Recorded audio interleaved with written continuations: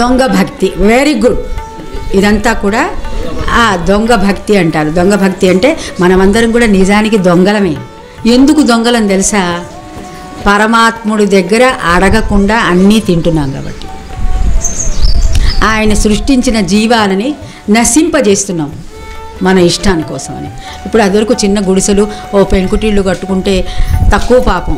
ఇప్పుడు మిద్దెలు, మేడలు, అంతస్తులు వల్ల ఎన్ని రాళ్ళు, ఎన్ని కొండలని పగలగొడుతున్నాము, అసలు ఎంత ప్రకృతి సంపదని మనం విచ్ఛిన్నం చేస్తున్నామో మనకి తెలియటల్లా.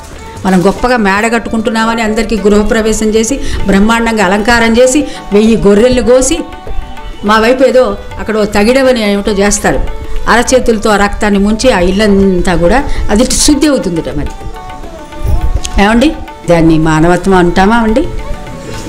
సో ఇటువంటి కార్యక్రమాలకి మనం ఎప్పుడు పూనుకోవద్దు.